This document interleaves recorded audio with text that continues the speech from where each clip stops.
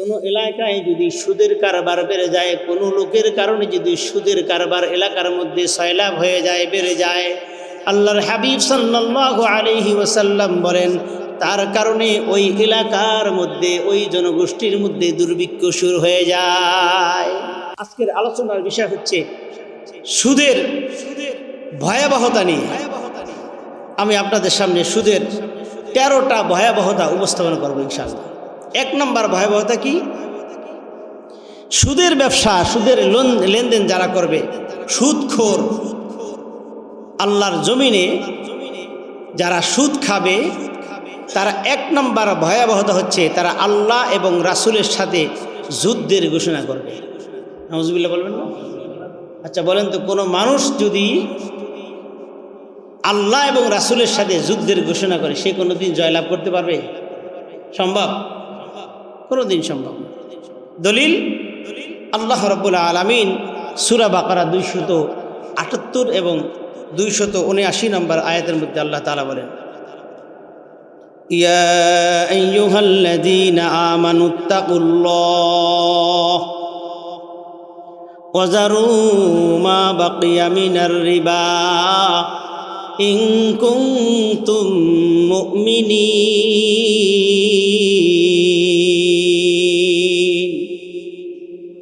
আল্লাহ রাব্বুল আলামিন বলেন, ইয়া আইয়ুহাল্লাযীনা আমানু, হে যারা ঈমান আনয়ন করেছো, ইত্তাকুল্লাহ, তোমরা আল্লাহকে ভয় করো। কাকে ভয় করার কথা বলছে? এখানে যদি কোনো বেঈমান থাকেন তাদের জন্য এই আয়াতটা নয়। আয়াতটা কাদের জন্য? ঈমানদারদের জন্য। ঈমানদার হলে আয়াতটা আপনার জন্য। ইয়া আইয়ুহাল্লাযীনা আমানু, হে ঈমানদার, ইত্তাকুল্লাহ, আল্লাহকে ভয় করো, ভয় করার মতো ভয় করো। ইত্তাকুল্লাহ, ইয়া আইয়ুহাল্লাযীনা আমানু ইত্তাকুল্লাহ ওয়াযারু মা বাকিয়া মিনার রিবা।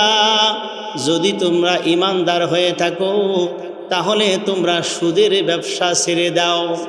আমার ভাইয়েরা, আল্লাহ তাআলার কথার ধরনটা একটু দেখেন। যদি তোমরা ঈমানদার হয়ে থাকো, আল্লাহ তাআলা ঈমানদারদেরকে ডেকে বলল তোমরা আল্লাহকে ভয় করো। আর যদি ঈমানদার হয়ে থাকো তোমরা সুদের ব্যবসা ছেড়ে দাও। তাহলে আমরা ঈমানদার না বেঈমান? কাদের জন্য আয়াতটা? আমাদের জন্য। আল্লাহ রাব্বুল আলামিন শর্ত দিয়া ছাইরে দিল, যদি তোমরা নিজেকে ঈমানদার দাবি করো অবশ্যই অবশ্যই সুদের ব্যবসা ছেড়ে দাও। আল্লাহ রাব্বুল আলামিন বলেন, ফাইল্লাম তাফআলু, আর যদি না ছাড়ো, ধমক দিয়ে আল্লাহ রাব্বুল আলামিন বলে দিলেন যদি তোমরা না ছাড়ো, ঈমানদার হওয়ার পরেও যুদ্ধের ঘোষণা করে দিলা আমি আমার রাসূলের সাথে যুদ্ধ করবা, তাহলে মনে রেখো তোমরা যদি না ছাড়ো, এই সতর্কবাণী শোনার পরেও যদি সুদের ব্যবসা না ছেড়ে দাও, আল্লাহ রাব্বুল আলামিন বলেন ফাআযানু বিহারবিম মিনাল্লাহি ওয়া রাসূলি, যদি তোমরা না ছেড়ে দাও তাহলে আমি এবং আমার রাসূল অর্থাৎ আল্লাহ এবং রাসূলের সাথে যুদ্ধের জন্য প্রস্তুত হয়ে যাও। 1 নম্বর ধমক, যদি সুদের ব্যবসা না ছাড়ো আল্লাহ এবং আল্লাহর রাসূলের সাথে যুদ্ধের জন্য প্রস্তুত হয়ে যাও। আমার ভাইয়েরা, 2 নম্বর অভিশাপ হচ্ছে সুদখোর কিয়ামতের ময়দানে উঠবে শ্বাসরোধ অবস্থায়। শ্বাসরোধ বুঝেননি? এই যে গলার 2 পাশে থেকে আমার দিক তাকান, চাইপা ধরলে নিঃশ্বাস ছাড়তে কষ্ট লাগবে না? এমন হবে হাক হাক করতে করতে এরকম একটা শব্দ হবে। যেমন গলায় রশি দিয়ে যারা ওই গলায় দড়ি দিয়ে মরে না, আত্মহত্যা করে, তাদের অবস্থাটা কি হয়? প্রথমে শ্বাস বন্ধ হয়ে যায়, হাত পা কি করতে থাকে? দাপাইতে থাকে। তো সুদখোর কিয়ামতের ময়দানে শ্বাসরোধ অবস্থায় হাসরের ময়দানে উঠবে। উমদাতুত তাফসীর প্রথম খণ্ড 330 নম্বর হাদিস, 330 নম্বর হাদিসের মধ্যে আব্দুল্লাহ ইবনে আব্বাস রাদিয়াল্লাহু আনহু থেকে হাদিস। আমার ভাইয়েরা, রাসূল সাল্লাল্লাহু আলাইহি ওয়াসাল্লামের সাহাবী, প্রখ্যাত সাহাবী আব্দুল্লাহ ইবনে আব্বাস রাদিয়াল্লাহু আনহু থেকে বর্ণিত, তিনি বলেন রাসূল সাল্লাল্লাহু আলাইহি ওয়াসাল্লাম বলেছেন ক্বালা রাসূলুল্লাহ সাল্লাল্লাহু আলাইহি ওয়াসাল্লাম আকিলুর রিবা ইউবআসু ইয়াওমাল কিয়ামাতি মাজনুনান ইখনাক। যারা সুদ খাইবে, সুদের সাথে জড়িত থাকবে, কাল কিয়ামতে ময়দান মাহশরে রাসূল সাল্লাল্লাহু আলাইহি ওয়াসাল্লাম বলেন তাদেরকে শ্বাসরোধ অবস্থায় তাদেরকে কিয়ামতের ময়দানে হাজির করা হবে। জোরে বলি নাউজুবিল্লাহ। 3 নম্বর অভিশাপ হচ্ছে সুদখোর কিয়ামতের ময়দানে পাগল অবস্থায় উঠবে এবং তাদেরকে 70,000 শিকল দ্বারা, আগুনের শিকল দ্বারা হাত পায়ে বেরি লাগাইয়া কিয়ামতের ময়দানে হাজির করা হবে। দলিল সূরা বাকারা 275 নম্বর আয়াত। আল্লাহ রাব্বুল আলামিন বলেন আল্লাযীনা ইয়াকুলুনার রিবা, যারা সুদ খাইবে। কি খাইবে? ভালো করে শুনেন, আল্লাযীনা ইয়াকুলুনার রিবা, যারা সুদ খায় এবং সুদ খাবে। ইয়াকুলুনা ফিউচার টেন্স, এটা আরবিতে অর্থ দেয় বর্তমান এবং ভবিষ্যৎ। ইয়াকুলুনার রিবা, যারা সুদ খায় এবং খাবে। লা ইয়াকুমুনা ইল্লা কামা ইয়াকুমুল্লাযী ইয়াতাখাব্বাতুহুশ শাইতানু মিনাল মাস। আল্লাহ রাব্বুল আলামিন বলেন যারা সুদ খায় এবং খাবে, আল্লাহ রাব্বুল আলামিন তাদের ব্যাপারে বলে তারা কিয়ামতের ময়দানে উঠবে যেমন কোনো পাগলের সাথে স্পর্শে লেগে অন্য পাগল হয়ে যায়। কোনো জিনে ধরা লোক যেমন পাগলামি করে, এলাকার মধ্যে যাদের মস্তিষ্ক বিকৃত হয়ে যায়, সেন্সলেস হয়ে যায়, তারা যেমন পাগলামি করে, শরীরের মধ্যে কাপড় রাখে না, লাফালাফি করে, এই রকমভাবে উলঙ্গভাবে আগুনের রশি দ্বারা, শিকল দ্বারা, 70,000 শিকল দ্বারা তাদেরকে কিয়ামতের ময়দানে হাজির করা হবে। জোরে বলি নাউজুবিল্লাহ। আর তারা বলতে থাকবে যালিকা বিআন্নাহুম ক্বালু ইন্নামাল বাইউ মিসলুর রিবা, তারা বলতে থাকবে সুদ তো ব্যবসার মতোই। নাউজুবিল্লাহ বলেন, সুদ তো ব্যবসার মতোই। আমাদের এলাকার মধ্যে কিছু লোক আছে যারা টাকা ছাইরা দেয়, এটা আমরা ব্যবসা করি, এটা ব্যবসার মতোই। আরে ব্যবসা তো কষ্টে উপার্জন করে ব্যবসায়ী, আর আপনি তো ঘুমাই ঘুমাই টাকা পান।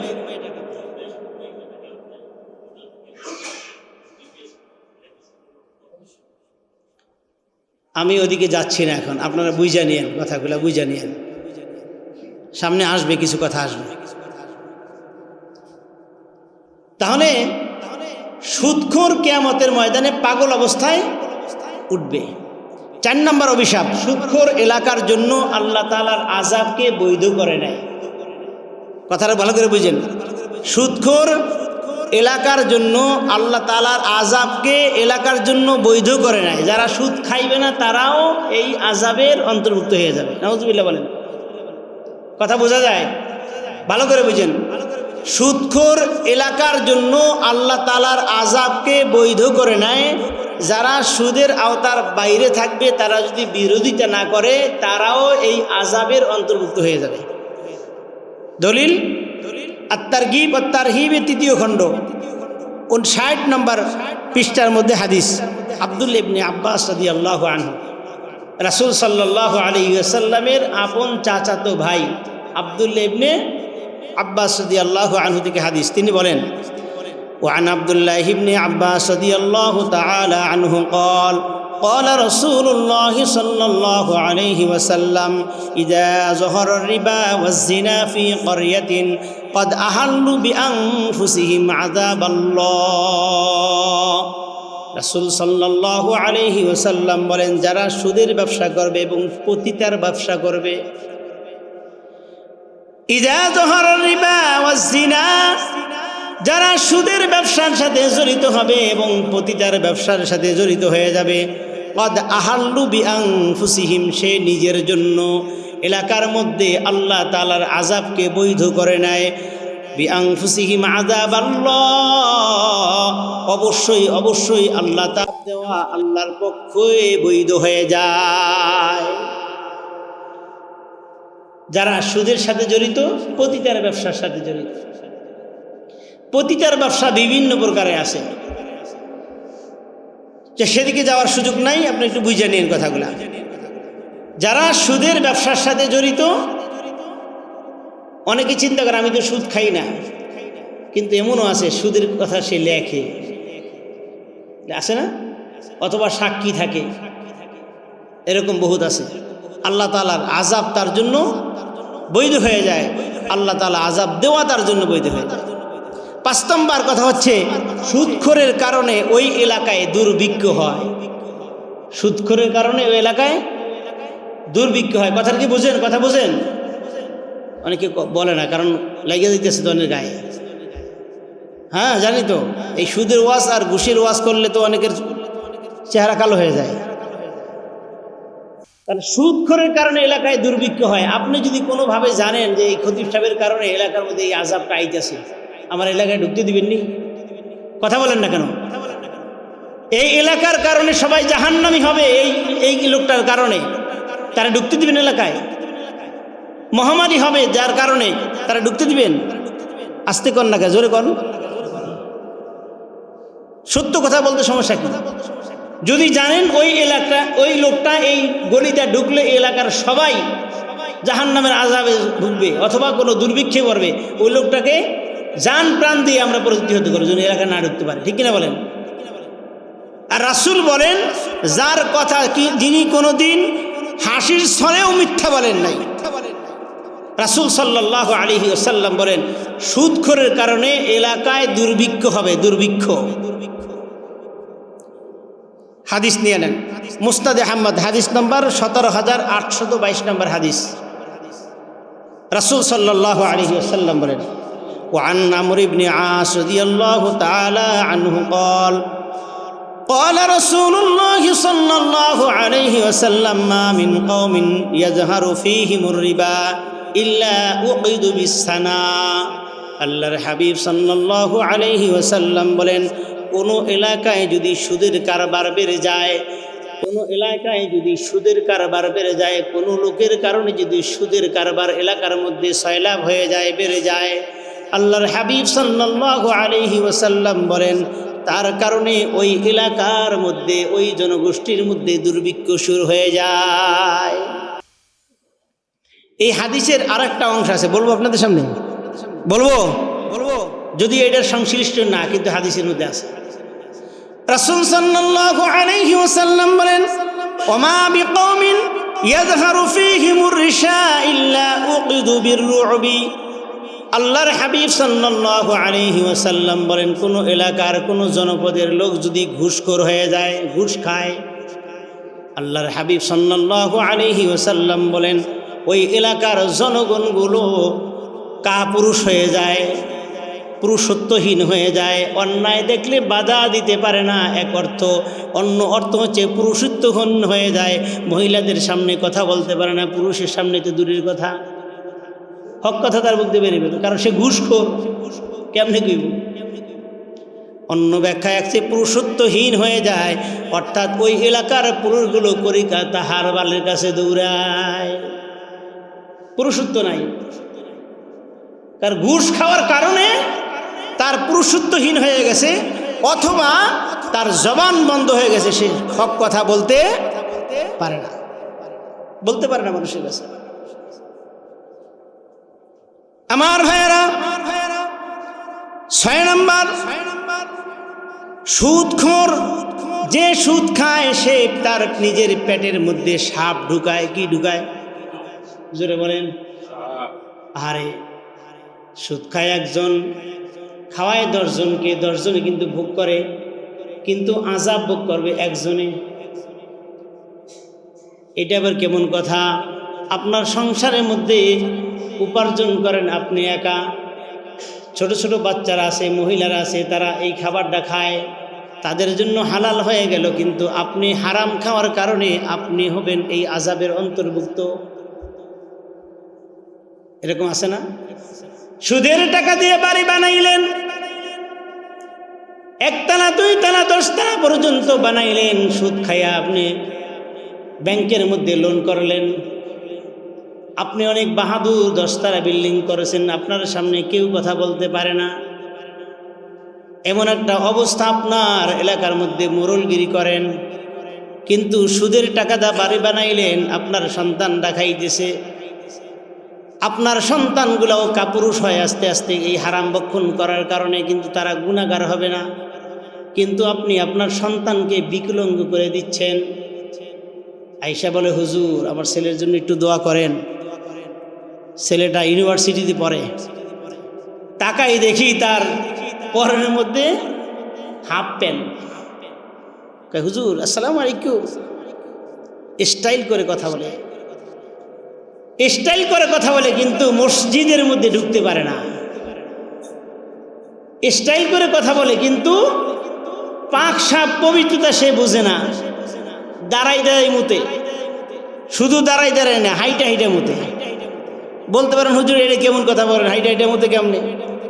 দেখবেন বাথরুমে প্রস্রাবখানা গিয়ে চেন্ডা খুললা ফাঁস করে সারলো, পানিও নেয় না, জারা মারা মেরিয়া চেন্ডা আটকে হাঁটা ধরলো, হাঁটার পরে 2 ফোঁটা বাইরে নি, কথা বলেন না, বের হয়। হাঁটার পরে যদি 5 ফোঁটা বের হয়, আপনি 5 বার প্রস্রাব করলে কয় ফোঁটা হয় বলেন না কেন? 25 ফোঁটা। এই 25 ফোঁটা হোমিও 1 বোতল হয়ে যায়, ঠিক কি না? এটা কোথায় গেল? আপনার কাপড়ে গেল।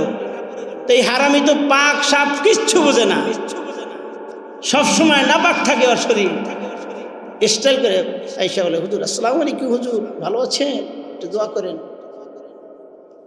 ব্যর্থ জীবন, ব্যর্থ। এর থেকে কুকুরের জীবন আরো অনেক ভালো, কারণ সে পাক সাপ বোঝে না, আপনি বোঝেন।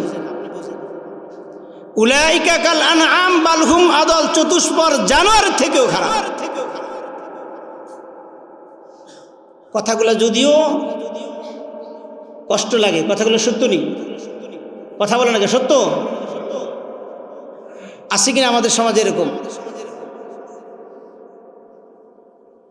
শুধু সপ্তাহ নয়, বছর শেষ হয়ে যায়, ফজর কেমনে হয় সন্তান জানে না।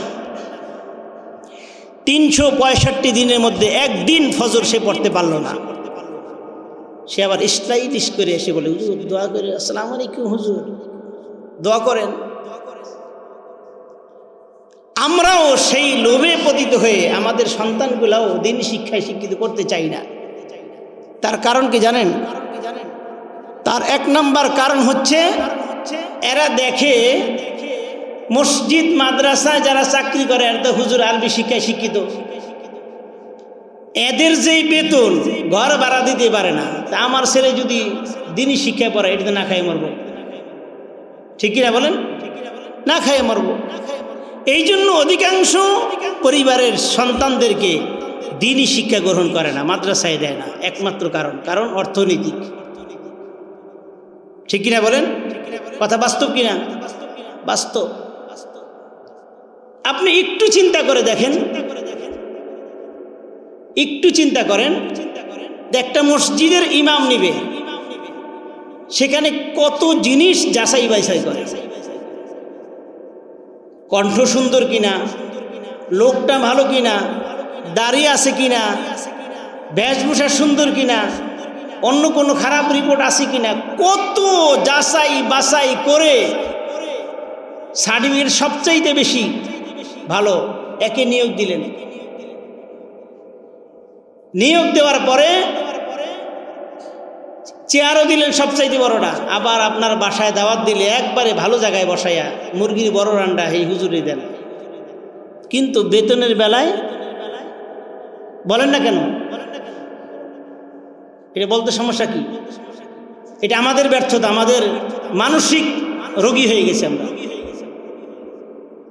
আজকে যদি কেউ এসে দোয়া করে, হুজুর আমার ছেলের জন্য একটু দোয়া করেন, সেজন্য ভালো চাকরি পায়, হুজুর যদি এই কথা দোয়া করে এরকম ভাবে যে আল্লাহ ওনার ছেলেকে ভালো একটা চাকরি দিও, বেতন জানে আমার মতো হয়, দেখবেন তার চেহারা বাংলা পাসের মতো হয়ে গেছে। হুজুর এটা কি কইলেন? মাস্টার ডিগ্রি পাস করে কুষ্টিয়া ইউনিভার্সিটিতে আমি অনার্স মাস্টার করছি, আমার অবস্থা যদি এরকম হয়, হে চিন্তা করবে কি রে, হুজুর যদি ঘর ভাড়ার টাকা হয় না মাস গেলে, তা আমার ছেলে যদি এই বেতন পায় তো অবস্থা কী হবো? এই জন্য অধিকাংশ পরিবার ছেলেদেরকে মাদ্রাসায় পড়তে দেয় না। এটা বাস্তব কথা, সত্য কথা, ঠিক কিনা বলেন? আপনার ঠিক না করেও ঠিক, এই জন্য অনেকে ডরে কয় না যে কোন বিপদে পড়ি। বিশ্বাস করেন, আল্লাহর কসম করে বলতেছি, যদি দিনী শিক্ষার মূল্যায়ন যদি দুনিয়া থেকে হতো, আখিরাতেও মূল্যায়ন তো আসেই। এটা চিন্তা করেন না যে আমরা এই দুনিয়ার আশা করেছি, আমরা আখিরাতের আশা করেছি বসে আছি। দেখা হবে আপনাদের সামনে, এই যে কথাগুলো বলতেছি দেখা হবে কথাগুলো সত্য না মিথ্যা।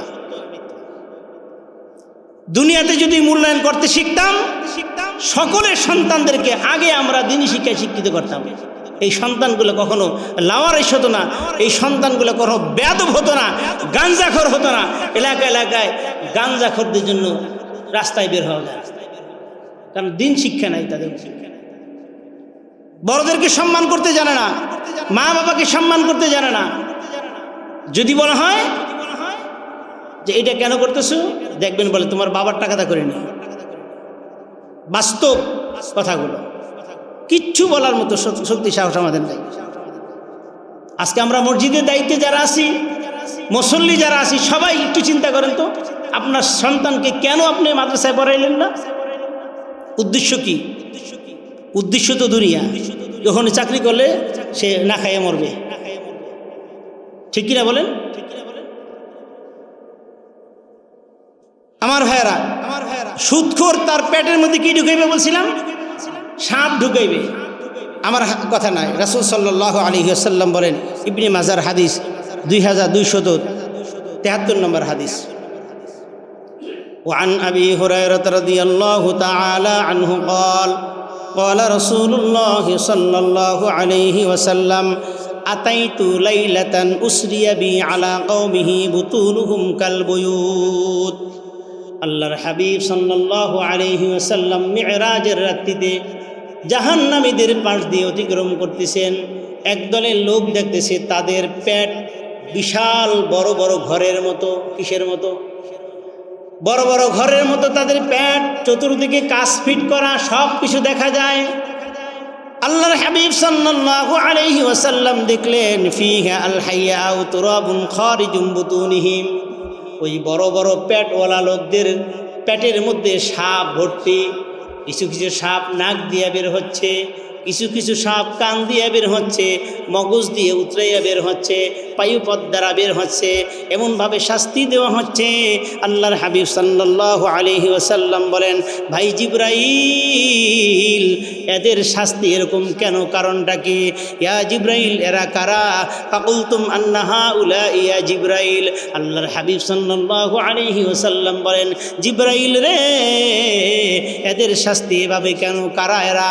আল্লাহর হাবিব সাল্লাল্লাহু আলাইহি ওয়াসাল্লামের প্রশ্নের উত্তরে জিবরাইল বলতেছে, হাউলাই আকিলুর রিবা ইয়া রাসূলুল্লাহ, ইয়া রাসূলুল্লাহ, ইয়া হাবিবাল্লাহ, আপনার উম্মতের ওই সকল লোক যারা সুদের ব্যবসা করত, তাদেরকে আল্লাহ রাব্বুল আলামিন এরকম ভাবে শাস্তি দিচ্ছে।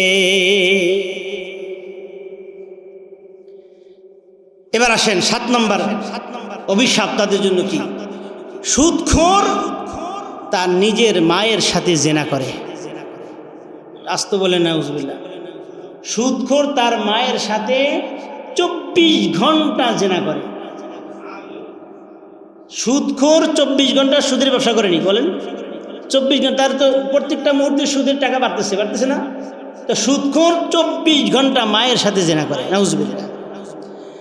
ইবনে মাজার হাদিস 2274 নম্বর এবং 75 নম্বর হাদিস।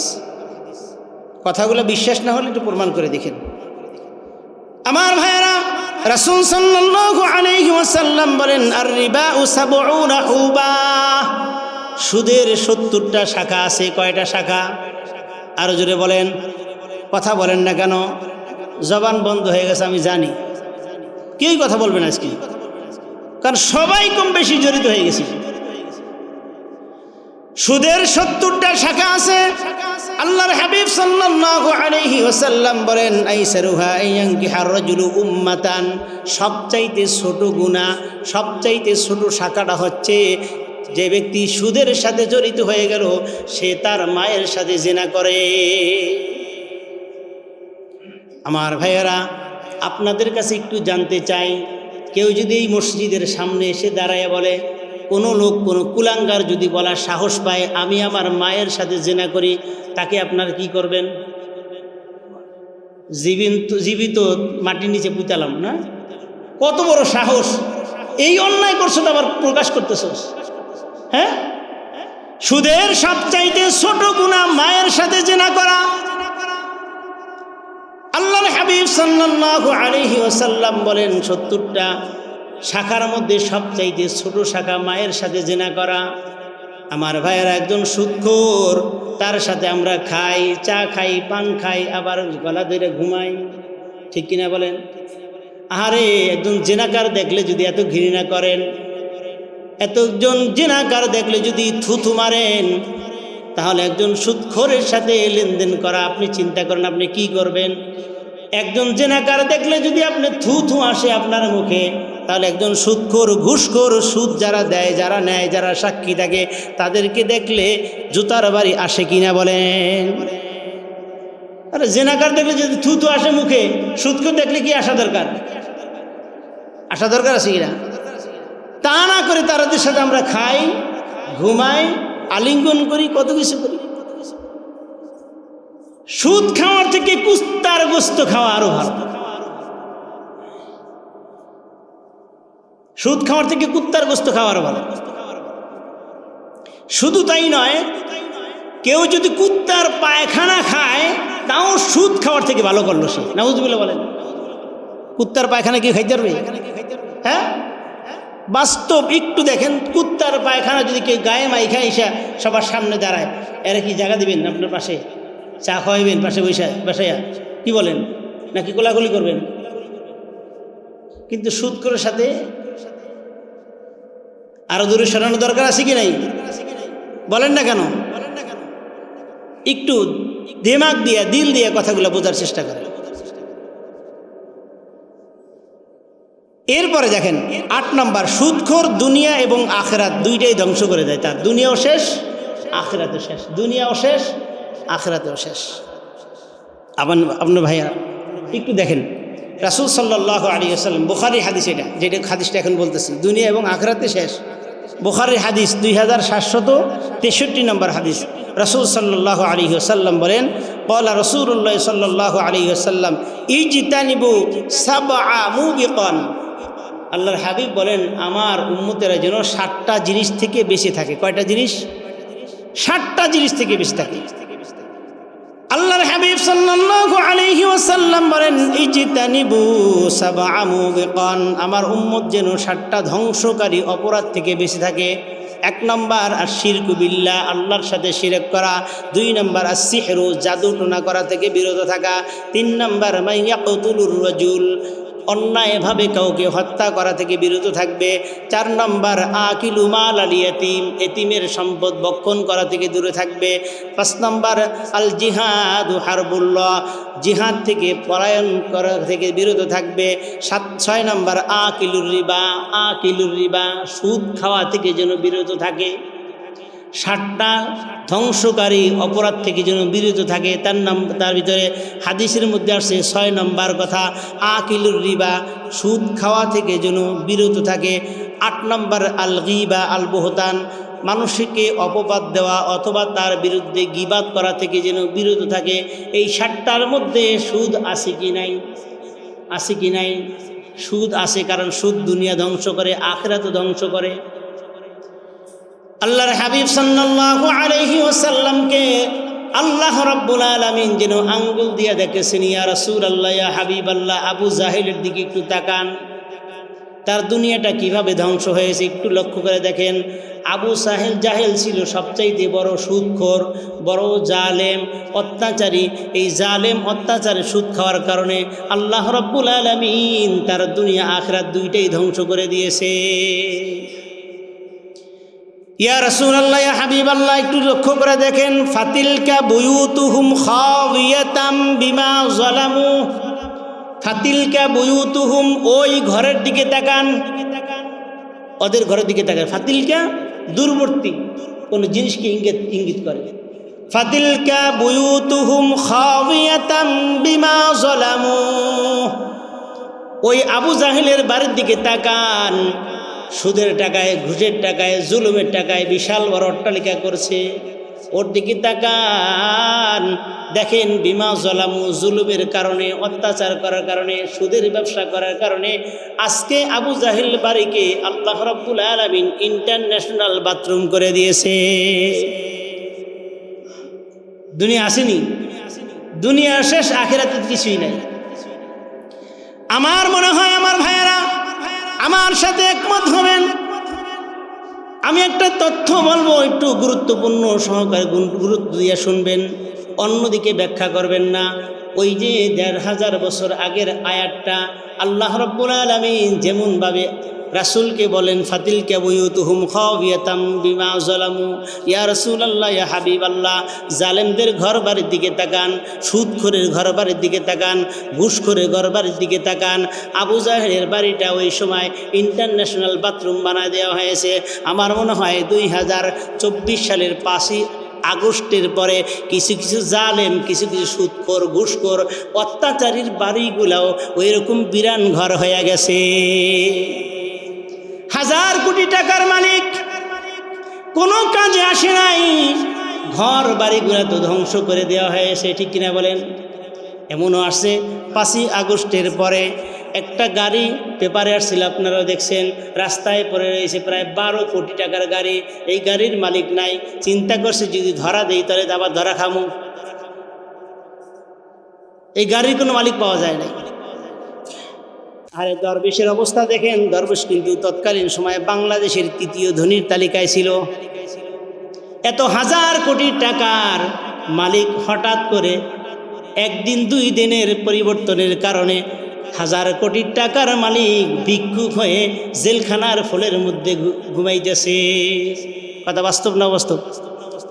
আল্লাহ তাআলা যেমন আমাদেরকে আঙ্গুল দিয়ে কইতেছে ফাতিলকা বুয়ুতুহুম খাওয়াতিয়াম, এই আয়াতটা যেমন 15,000 বছর আগে আল্লাহর হাবিব সাল্লাল্লাহু আলাইহি ওয়াসাল্লাম আবু জাহেলের জন্য রাসূলকে দেখাইছেন, 15,000 বছর পরেও ওই আয়াতের আমল, ওই আয়াতের হুকুম এখনো আছে কি নাই?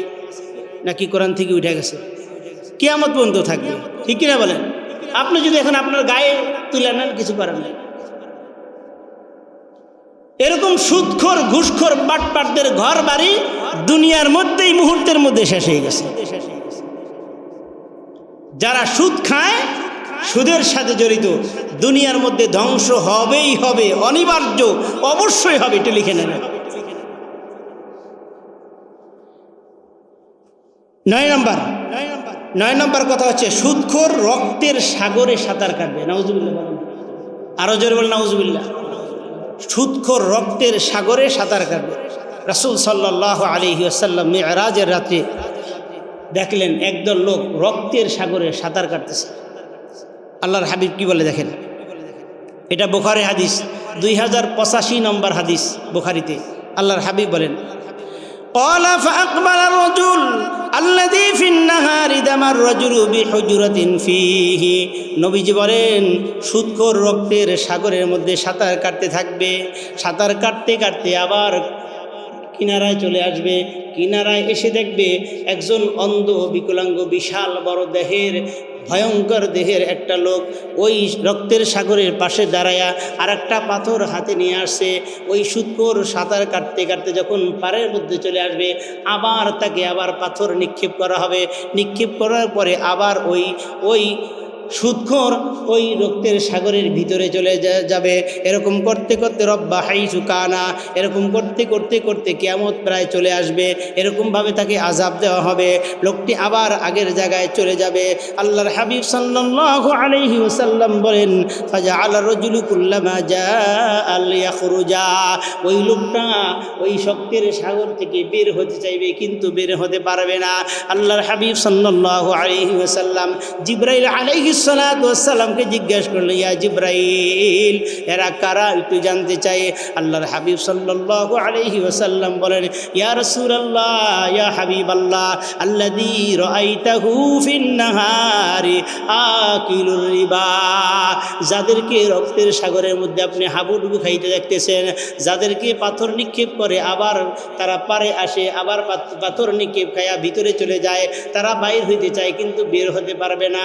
ইয়া রাসূল রাসূলুল্লাহ ইয়া হাবিবাল্লাহ রাআইতাহু ফিন নাহারি আকিলুর রিবা, তারা হলো আপনার উম্মতের ওই সকল লোক যারা দুনিয়ার মধ্যে সুদী লেনদেন করত। নাউজুবিল্লাহ বলেন। 10 নম্বর কথা শেষ করে দিই, সময় একবারে শেষ হয়ে গেছে। 10 নম্বর, সুদ দেওয়া, খাওয়া, লিখা এবং সাক্ষী থাকা সমান অপরাধী। রাসূল সাল্লাল্লাহু আলাইহি ওয়াসাল্লাম বলেন, নাসাই শরীফের হাদিস, মুকিলান ওয়া কাতিবান ওয়া শাহিদান, যারা সুদ খায়, সুদ দেয়, যে লেখে এবং সাক্ষী থাকে, উভয়ের উপর আল্লাহ তাআলা লানত। নাউজুবিল্লাহ বলেন। এই হাদিসের মধ্যে আরেকটা অংশ আছে, আর রশি ওয়াল মুরতাশি কিলাহুমা ফিন্নার, যারা সুদ ঘুষ খায়, ঘুষ দেয়, সাক্ষী থাকে এবং লিখে, উভয়ই আল্লাহ তাআলার লানত প্রাপ্ত, আযাব প্রাপ্ত, অর্থাৎ জাহান্নামী। নাউজুবিল্লাহ। 11 নম্বর, সুদ খাওয়া মানে 36 বার জিনা করার সমান। 1 দিরহাম মানে 1 টাকা সুদ খাইলে, নাউজুবিল্লাহ বলবেন না, 1 টাকা সুদ খাইলে 36 বার জিনা করার সমান গুনাহ। আমার কথা না, রাসূল সাল্লাল্লাহু আলাইহি ওয়াসাল্লাম বলেন, মুসনাদে আহমদের হাদিস, রাসূল সাল্লাল্লাহু আলাইহি ওয়াসাল্লাম বলেন, মুসনাদে আহমদের 22007 নম্বর হাদিস, দিরহামুর রিবা ইয়াকুলুর রাজুলা ওয়া হুয়া ইয়ালামু আশাদ্দু মিন 36 রিবা। আল্লাহর হাবিব সাল্লাল্লাহু আলাইহি ওয়াসাল্লাম বলেন, জেনে শুনে 1 দিরহাম বা 1 টাকা সুদ যারা খাইবে, 36 বার জেনার থেকে তাদের আমলনামায় আরো বেশি গুনাহ লেখা হবে। নাউজুবিল্লাহ বলেন। 1 টাকায় কয়বার খাইবে? হ্যাঁ, 3600। যারা 1000 টাকা সুদ খায়, 36,000 বার জেনা করার গুনাহ তার আমলনামায় লেখা হয়। এবার আপনারা বুঝে থাকলে আমাকে একটা প্রশ্নের উত্তর দেন, যারা পতিতালয় ব্যবসা করে, পতিতা নারী, তারা কি 36,000 বার জেনা করছে এরকম কি প্রমাণ আছে? 36,000 বার। তো 1000 টাকা যদি আপনি সুদ খান, সুদের সাথে লেনদেন থাকে, 36,000 বার জেনার থেকেও বেশি গুনাহ আপনার আমলনামায় লেখা হয়। তার মানে বোঝা যায় পতিতা নারীর থেকেও সুদখোর, ঘুষখোর আরো বড় অপরাধী। ঠিক কিনা বলেন? একটা পতিতা নারী যদি আপনার এলাকায় এসে বাসা ভাড়া চায়, বাসা দিবেন নি? এমন কোন বাড়ি আছে যে যাই না পতিতা ব্যবসা করবে তার বাসা ভাড়া দিবে না, কিন্তু সুদখোর, ঘুষখোর দিতেছে। নাউজুবিল্লাহ, নাউজুবিল্লাহ। 12 নম্বর অপরাধ, সুদী অবস্থায় মারা গেলে তার জন্য জান্নাত হারাম। আল্লাহর হাবিব সাল্লাল্লাহু আলাইহি ওয়াসাল্লাম বলেন, জান্নাত না দেওয়া আল্লাহ পাকের পক্ষ থেকে হক হয়ে যায়, ওয়াজিব হয়ে যায়। নাউজুবিল্লাহ। 1 নম্বর, মুদমিনুল খামর, যারা মদ খায়, মদের যোগান দেয়, মদের ব্যবসা করে। ব্যাখ্যায় গেলাম না। 2 নম্বর, আকিলুর রিবা, সুদখোর। 3 নম্বর, ওয়াতুল মাল আল ইয়াতীম, যারা এতিমের সম্পদ অন্যায়ভাবে ভক্ষণ করে। 4 নম্বর, আকুল ওয়ালিদাইন, পিতামাতার অবাধ্যকারী সন্তান। এই 4 প্রকারের মধ্যেও সুদখোর আছে। তার মানে সুদখোর কারণে আল্লাহ রাব্বুল আলামিনের পক্ষে জান্নাত না দেওয়া ওয়াজিব হয়ে যায়। তাহলে সুদ থেকে বাঁচার দরকার আছে কি নাই? সুদ ছাইড়া দিব আজকে থেকে, ওয়াদা করলাম। কে কে একটু হাত তুলে দেখেন তো। মাশাআল্লাহ, অনেক সুদখোর আছে। আলহামদুলিল্লাহ। ছাড়বো তো ইনশাআল্লাহ, সুদের ব্যবসা ছাড়বো তো ইনশাআল্লাহ। আল্লাহ রাব্বুল আলামিন আমাদের সকলকে এই সুদের ব্যবসা, সুদের লেনদেন, সাক্ষী থাকা, অর্থাৎ যাবতীয় উপকরণ থেকে আমাদেরকে হেফাজত করুন। সকল বলে আমিন।